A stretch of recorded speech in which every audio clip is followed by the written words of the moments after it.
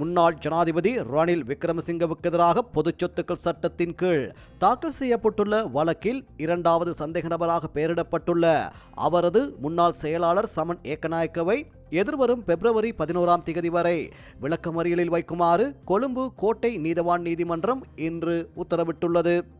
இந்த வழக்கு தொடர்பான நீதவான் விசாரணை இன்று கோட்டை நீதவான் இசுரு நெத்திக்குமார முன்னிலையில் எடுத்துக் கொள்ளப்பட்டது. இதன் போதே சந்தேக நபரை விளக்கமறியலில் வைக்க நீதவான் உத்தரவிட்டார். இன்றைய வழக்கு விசாரணையின் போது சமன் ஏக்கநாயக்க நீதிமன்றில் முன்னிலையானார். குற்றப்புலனாய்வு திணைக்களம் அவரை இந்த வழக்கில் இரண்டாவது சந்தேக நபராக பெயரிட்டது. மேலும் முன்னாள் ஜனாதிபதி ரணில் விக்ரமசிங்க தொடர்பான விசாரணை நடவடிக்கைகளை 1 மாத காலத்திற்குள் நிறைவு செய்து மார்ச் மாதத்தில் வழக்கு தாக்கல் செய்ய நடவடிக்கை எடுக்கப்படும் என சட்டமா அதிபர் இன்று கொழும்பு கோட்டை நீதவான் நீதிமன்றத்திற்கு அறிவித்துள்ளார். கொழும்பு கோட்டை நீதவான் முன்னிலையில் குறித்த வழக்கு இன்று விசாரணைக்கு எடுத்துக் கொள்ளப்பட்ட போதே சட்டமா அதிபர் சார்பில் முன்னிலையான மேலதிக சொலிசிட்டர் ஜெனரல் திலீப பீரிஸ் இந்த அறிவிப்பை விடுத்துள்ளார்.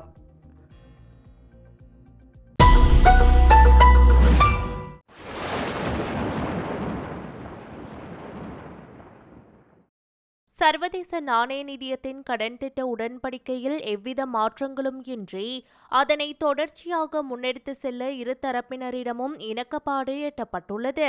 டிட்வா புயலினால் ஏற்பட்ட சேதங்களை மதிப்பிடுவதற்காக இலங்கைக்கு வருகை தந்துள்ள சர்வதேச நாணய நிதியத்தின் பிரதிநிதிகளுக்கும் ஜனாதிபதி அனுரகுமார திசாநாயக்கவிற்கும் இடையிலான சந்திப்பு இன்று முற்பகல் ஜனாதிபதி செயலகத்தில் நடைபெற்ற போதே இந்த இணக்கப்பாடு எட்டப்பட்டுள்ளது.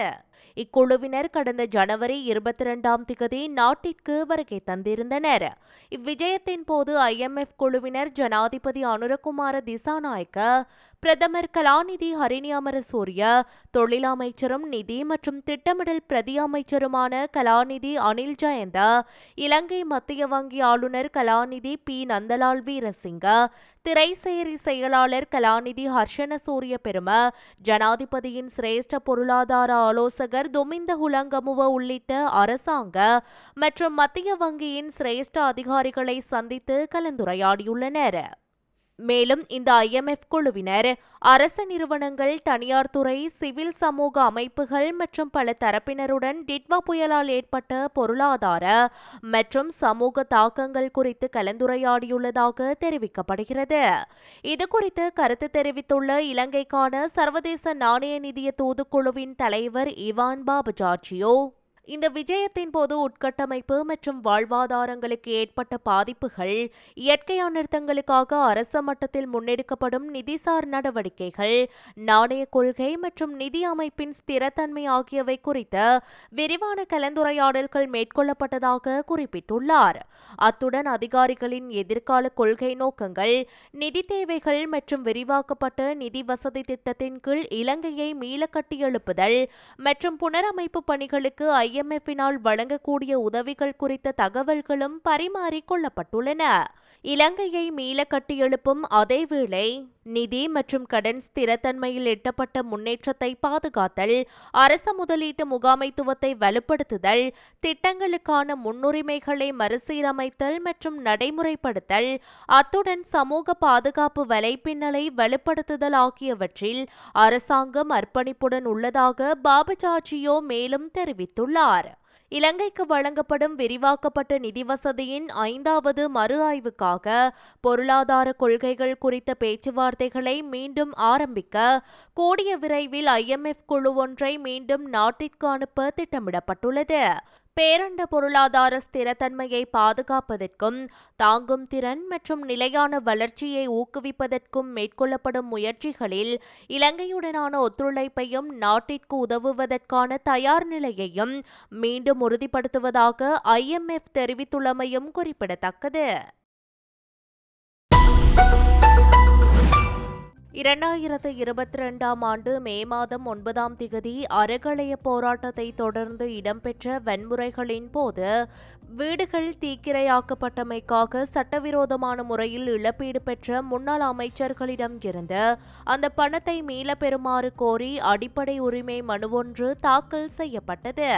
இந்த மனுவில் பிரதிவாதிகளாக குறிப்பிடப்பட்டுள்ள முன்னாள் ஜனாதிபதி கோட்டாபய ராஜபக்ஷ உள்ளிட்டோருக்கு இது தொடர்பான அறிவித்தல் அனுப்புமாறு உயர்நீதிமன்றம் இன்று மனுதாரர் தரப்பு சட்டத்தரணிகளுக்கு பணிப்புரை விடுத்துள்ளது. இதன்படி முன்னாள் ஜனாதிபதி கோட்டாபய ராஜபக்ஷ, முன்னாள் பாதுகாப்பு செயலாளர் ஓய்வு பெற்ற மேஜர் ஜெனரல் கமல் குணரத்ன, முன்னாள் போலீஸ் மா அதிபர் CD விக்ரமரத்ன மற்றும் முன்னாள் கடற்படை தளபதி நிஷாந்த உலுகேதன்ன ஆகியோருக்கு இந்த அறிவித்தலை அனுப்ப நடவடிக்கை எடுக்குமாறு நீதிமன்றம் உத்தரவிட்டுள்ளது.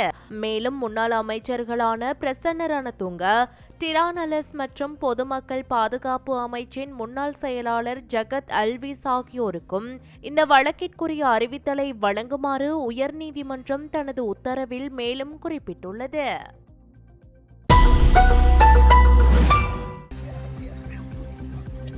திருகோணமலை கடற்கரையோர பாதுகாப்பு வலயத்தில் சட்டவிரோதமான முறையில் புத்தர் சிலையொன்றை ஸ்தாபித்தமை தொடர்பில் கைது செய்யப்பட்ட பலாங்கொடை கசப்ப தேரர் உள்ளிட்ட 4 பிக்குகள் உட்பட 10 சந்தேக நபர்களின் விளக்கமறியல் நீடிக்கப்பட்டுள்ளது.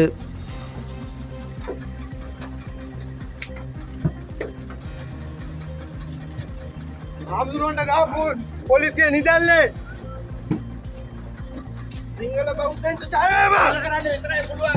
අනුර කුමාරගේ සිංහල බෞද්ධ විරෝධය පෙරේද! ජාතිය රන් නිමනක් වේ ආගම මිනි පහනක් වේ එය රැක ගන්නට මෙලොවේ.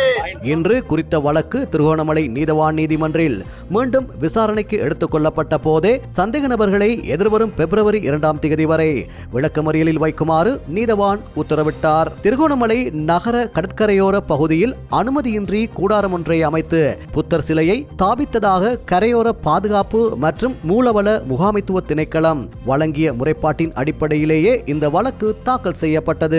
கடந்த 14ஆம் தேதி இந்த வழக்கு முதலில் விசாரணைக்கு வந்தபோது 11 சந்தேக நபர்களில் 9 பேர் முன்னிலையாகினர். அதனைத் தொடர்ந்து அவர்கள் விளக்கமறியலில் வைக்கப்பட்டனர். கரையோர பாதுகாப்பு சட்டத்தின் கீழ் முன்வைக்கப்பட்டுள்ள குற்றச்சாட்டுக்களை திரும்ப பெறுவதற்கு சட்டமா அதிபர் மற்றும் திருகோணமலை துறைமுக போலீசார் இணக்கம் தெரிவிக்காததால் இவர்களுக்கான விளக்கமறியல் தொடர்ந்து நீடிக்கப்பட்டு வருகிறது. சிறைச்சாலையில் விளக்கமறியலில் வைக்கப்பட்டிருந்த போது பலாங்குடை கசப்ப தேரர் தமக்கு இழைக்கப்பட்ட அநீதிக்கு எதிராக உணவு தவிர்ப்பு போராட்டத்தை முன்னெடுத்திருந்தார். இருப்பினும் பின்னர் அந்த போராட்டம் தற்காலிகமாக கைவிடப்பட்டது.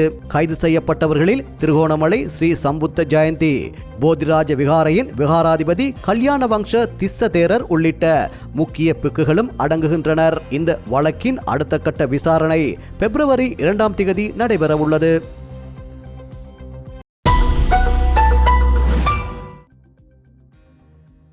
தமது சேவையை நிரந்தரமாக்குமாறு கோரி ஆசிரியர் அபிவிருத்தி உத்தியோகத்தர்கள் குழுவொன்று ஜனாதிபதி செயலகத்திற்கு முன்னால் ஆரம்பித்துள்ள சத்தியாகிரக போராட்டம் பின்னர் சாகும் வரை உணவு தவிர்ப்பு போராட்டமாக மாறி இன்று 3ஆவது நாளாகவும் தொடர்கின்றது.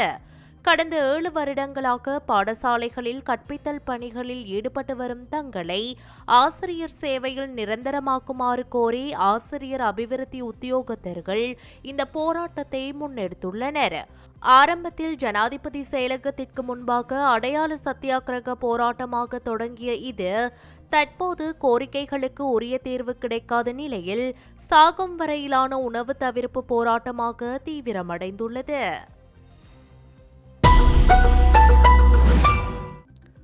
எந்தவொரு தொழிற்சங்கத்தினதும் அச்சுறுத்தல்கள் அல்லது மிரட்டலுக்கு அடிபணிந்து அரசாங்கம் தீர்மானங்களை எடுக்கப் போவதில்லை என அமைச்சரவை பேச்சாளர் நலிந்த ஜெயதிச தெரிவித்துள்ளார். சுகாதார முகாமைத்துவ உதவியாளர் பதவிக்கு புதிதாக தெரிவு செய்யப்பட்ட 213 பேருக்கு நியமன கடிதங்களை வழங்கும் நிகழ்வில் கலந்து கொண்ட போதே அவர் இதனை தெரிவித்தார். අපි සෞඛ්‍ය සේවාවේ ඉන්න අය රටේ ආදායම් උත්පාදනය කරන්න මහන්සි නොවුනට ආදායම් උත්පාදනය කරන අයට අවශ්‍ය කරන පහසුකම් ලබා දෙන්න එක ප්‍රධාන ශේෂ්ත්‍රයක් අපි. සෞඛ්‍ය සේවාව හරියට වැඩ නොකළොත් අර කියන අපරාධ ආදායම ගන්න බෑ. සෞඛ්‍ය සේවාව හරියට වැඩ නොකළොත් අර කියන சுகாதார சேவையில் நிலவும் மனிதவள பற்றாக்குறையை நிவர்த்தி செய்து மக்களுக்கு தரமான சேவையை வழங்குவதே அரசாங்கத்தின் முக்கிய இலக்காகும். வெளிநாடுகளில் அதிக சம்பளம் கிடைப்பதாக கூறிக்கொண்டு நாட்டை விட்டு வெளியேறப்போவதாக மிரட்டி வேதன உயர்வை கோரும் எந்த ஒரு தரப்பினரின் கோரிக்கைகளுக்கும் அரசாங்கம் அடிபணிய போவதில்லை என அவர் தெரிவித்தார். රාජකාරිය පැත්තක තියලා දවස් ගාණක් මෙතනට එන්න සිද්ධ වෙනවා නම් නිතර නිතර දුරකථන අමතුම් සිද්ධීලා මගේ වැඩේට මොකද වෙන්නේ කියලා අහන්න සිද්ධ වෙනවා නම් එයා වැඩ කරන තෘප්තියෙන් නෙමෙයි. ඒතර ප්‍රතිකාර සපයන කෙනා තෘප්තිපත් නොවුනොත් අර අපේ ආර්ථිකය හදන්න ඍජුව දායක වෙන නිෂ්පාදක ක්‍රියාවලින් ඉන්න පුරවැසියාට තෘප්තිමත් සේවාවක් සැපෙන්නේ නැහැ. නම් මේක තම්වැලක් වගේ ගැට ගැහිච්ච ක්‍රියාවලියක්. ඒකදී හැම දිනාගේම කාර්යභාරය වැදගත්. හැබැයි මෙහෙමත් එකක් මතක තියාගන්නට ඕන. අපි නැත්තම් ලෝකෙ දුවන්නේ නැහැ කියලා හිතන්නත් එපා. මම නැතත් අපි මේ අතරේ කලේ කවුරු නැතත් එතන වෙන කෙනෙක් ඒවි ලෝකෙ ඉස්සරහට යනවා. හැබැයි මේ යම් ක්‍රියාවලියක් කරගෙන යනකොට ඒ ධම්මලේ පුරුක වැදගත් වෙනවා. ඒ පුරුක එහෙම නැත්නම් ඒක රිප්ලේස් වෙන මොනවා හරි ක්‍රමයක් ලෝකයේ විසින් හදා ගන්නවා. ඒස අපි වැදගත් තමයි. හැබැයි මේ වැදගත්කම් පිළිබඳව අපිට තාක්ෂේරුවක් ඇතුව වැඩ කරනවා. இதேவேளை சுகாதார அமைச்சர் பேச்சுவார்த்தைக்கு முன்வராது வைத்தியர்கள் மீது சேறு பூச முயல்வதால் எதிர்வரும் 1ஆம் திகதிக்கு பின்னர் தொழிற்சங்க நடவடிக்கைகளை தீவிரப்படுத்த உள்ளதாக அரச மருத்துவ அதிகாரிகள் சங்கம் அறிவித்துள்ளமை குறிப்பிடத்தக்கது. அஸ்வசும நலன்புரி திட்டத்தின் 1ஆம் மற்றும் 2ஆம் கட்டங்களின் கீழ் தகுதி பெற்றுள்ள பயனாளிகளுக்கான ஜனவரி மாத கொடுப்பனவுகளும் 2 கட்டங்களுக்குமான ஜனவரி மாத முதியோர் கொடுப்பனவுகளும் இன்று அவர்களின் வங்கிக் கணக்குகளில் வைப்பிடப்பட உள்ளன. அதன்படி அஸ்வசும 1ஆம் கட்டத்தின் கீழ் 14,15,584 பயனாளி குடும்பங்களுக்கு 1,123 கோடியே 47,13,750 ரூபாய் நிதி அவர்களின் வங்கிக் கணக்குகளில் வைப்பிலிடப்பட உள்ளன. அத்துடன் அஸ்வசும 1ஆம் கட்டத்தின் கீழான ஜனவரி மாத முதியோர் கொடுப்பனவாக 6,18,440 பயனாளிகளுக்கு 309 கோடியே 22 லட்சம் ரூபாய் நிதி வைப்பிலிடப்பட உள்ளது. அதேபோன்று அஸ்வசும 2ஆம் கட்டத்தின் ஜனவரி மாத கொடுப்பனவாக 2,48,454 பயனாளி குடும்பங்களுக்கு 223 கோடியே 51,37,500 ரூபாய் வைப்பிலிடப்பட உள்ளது. மேலும் அஸ்வசும 2ஆம் கட்டத்தின் கீழான ஜனவரி மாத முதியோர் கொடுப்பனவாக 68,183 பயனாளிகளுக்கு 34 கோடியே 9,15,000 ரூபாய் நிதி விநியோகிக்கப்பட்டு அவர்களின் அஸ்வசும கணக்குகளில் வைப்பிலிடப்பட உள்ளதாக நலன்புரி நன்மைகள் சபை தெரிவித்துள்ளது.